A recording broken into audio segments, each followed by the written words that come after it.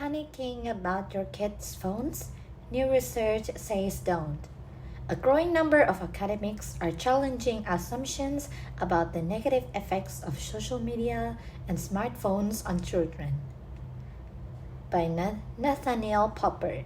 It has become common wisdom that too much time spent on smartphones and social media is responsible for a recent spike in anxiety, depression, and other mental health problems, especially among teenagers. But a growing number of academic researchers have produced studies that suggest the common wisdom is wrong. The latest research, published on Friday by two psychology professors, comes through 40 studies that have examined the link between social media use and both depression and anxiety among adolescents. That link, according to the professors, is small and inconsistent. There doesn't seem to be an evidence base that would explain the level of panic and consternation around these issues, says Candice L. Odgers, a professor at the University of California, Irvine, and the lead author of the paper, which was published in the Journal of Child Psychology and Psychiatry. The debate over the harm we, and especially our children, are doing to ourselves by staring into phones is generally predicated on the assumption that the machines we carry in our pockets pose a significant risk to our mental health. Worries about smartphones have led Congress to pass legislation to examine the impact of heavy smartphone use and pushed investors to pressure big tech companies to change the way they approach young customers. The World Health Organization said last year that infants under a year old should not be exposed to electronic screens and that children between the age of 2 and 4 should not have more than an hour of sedentary screen time each day. Even in Silicon Valley, technology executives have made a point of keeping the devices and the software they develop away from their own children. But some researchers question whether those fears are justified. They are not arguing that the intensive amount of phones does not matter. Children who are on their phones too much can miss out on other valuable activities like exercise. And research has shown that excessive phone use can exacerbate the problems of certain vulnerable groups like children with mental health issues.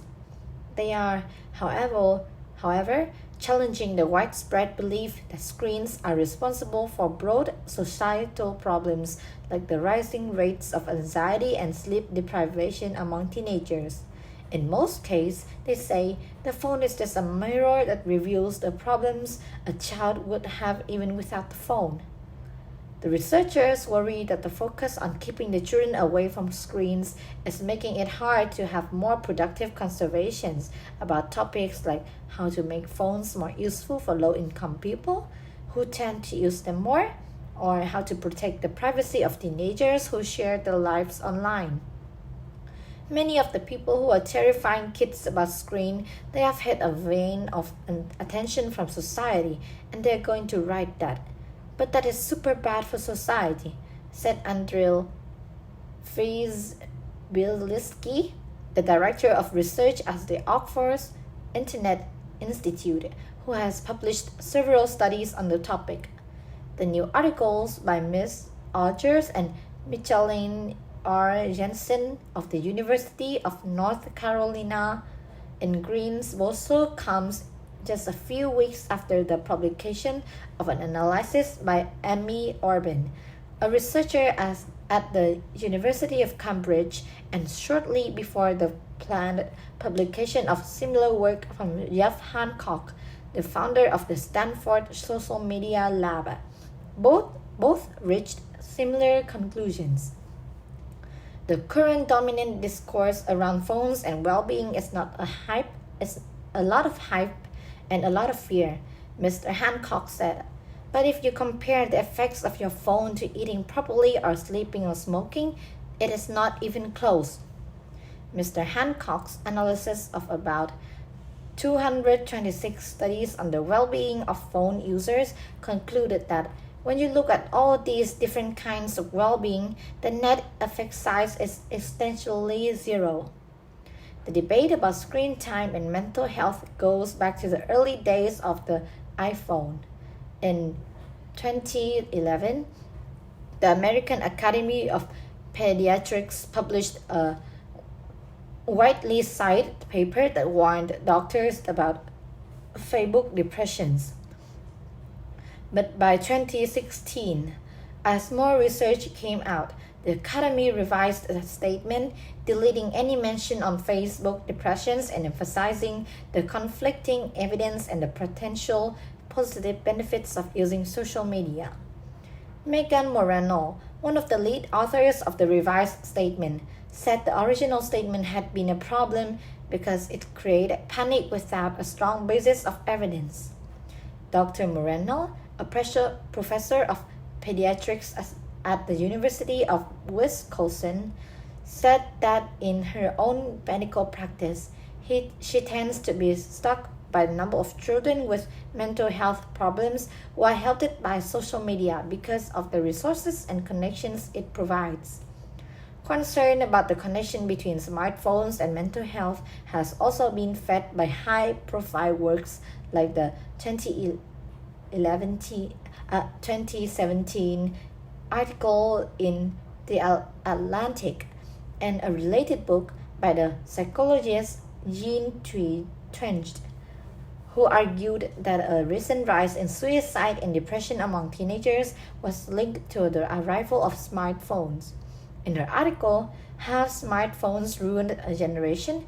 Ms. Twenge attributed the sudden rise in reports of anxiety, depression, and suicide from teens after 2012 to the spread of smartphones and social media. Mr. Twenge critics argue that her work found a correlation between the appearance of smartphones and a real rise in reports of mental health issues, but that it did not establish that phones were the cause. It would, researcher argues, just as easily be that the rise in depression led teenagers to excessive phone use at a time when there were many other potential explanations for depression and anxiety. What's more, anxiety and suicide rates appear not to have risen in large parts of Europe, where phones have also become more prevalent. Why else might American kids be anxious other than telephones? Mr. Hancock said. How about climate change? How about income inequality? How about more student debt? There are so many big giant structural issues that have a huge impact on us but are invisible and that we aren't looking at. Mr. Twenge remains committed to her position, and she points to several more recent studies by other academics who have found a specific link between social media use and poor mental health. One paper found that when a group of college students gave up social media for 3 weeks, the sense of loneliness and depression declined. Ms. Rogers, Mr. Hancock, and Mr. Frizibilski said they had not taken any funding from the tech industry and all have been outspoken critics of the industry on issues other than mental health, such as privacy and the company's lack of transparency. Mrs. Rogers added that she was not surprised that people had a hard time accepting her findings. Her own mother questioned her study after one of her grandsons stopped talking to her during the long drives they used to enjoy. But children turning out their elders when they become teenagers is hardly a new trend, she said. She also reminded her mother that the conversation was taking place during a video chat with Mr. Rogers' son, the kind of intergenerational connection that was impossible before smartphones. Mrs. Rogers acknowledged that she was reluctant to give her 2 children more time on their iPads, but she recently tried playing the video game Fortnite with her son and found it an unexpectedly positive experience. It is hard work because it was not the environment we were raised in, she said. It can be a little scary at times. I have those moments